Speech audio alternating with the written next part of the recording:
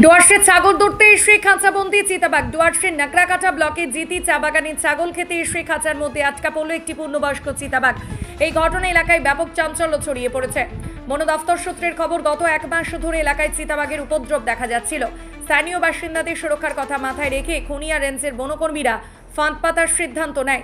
সেই মতো ছাগলের টোপ দিয়ে খাঁচা পাতা হয়েছিল বাগানের বিভিন্ন এলাকায়। আজ যে সকালে জিতি চা বাগানের ৩ নম্বর সেকশনে শ্রমিকরা কাজে গেলে খাঁচার মধ্যে চিতাবাঘটিকে দেখতে পান। সঙ্গে সঙ্গে তারা খবর দেন বন দফতরে। খবর পেয়ে দ্রুত ঘটনাস্থলে পৌঁছান খুনিয়া রেঞ্জের বনকর্মীরা। তারা খাঁচা থেকে অক্ষত অবস্থায় চিতাবাঘটিকে উদ্ধার করে নিয়ে যান। চিতাবাঘ আটকা পড়ার খবর ছড়িয়ে পড়তে উৎসুক জনতা ভিড় করেন খাঁচাবন্দি চিতাবাঘটিকে দেখার জন্য। বন দফতর জানিয়েছে চিতাবাঘটিকে পর্যবেক্ষণে রাখা হবে। এই ঘটনায় চা বাগান এলাকায় সাময়িক উত্তেজনার সৃষ্টি হয়। কি হয়েছে? আমাদের এইখানে লেপার্ড আজকে যে পিঞ্জরাতে ফেঁসে গেছে। কত নম্বর সেকশন এটা? এটা ৩-৪ মিডলে আছে, সেকশন নাম্বার ৩-৪। কতদিন আগে খাঁচাটা পাতা হয়েছে? এটা মনে হচ্ছে 12 এপ্রিল।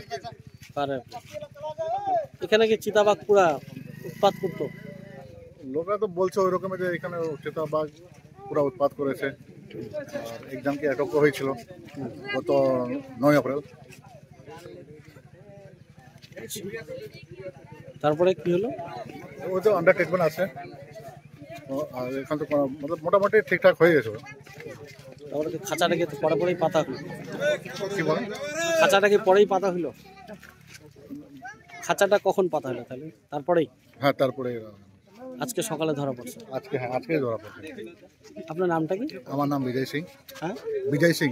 বিজয় সিং। এটা কোন চা বাগান? এটা জিতি টি গার্ডেন।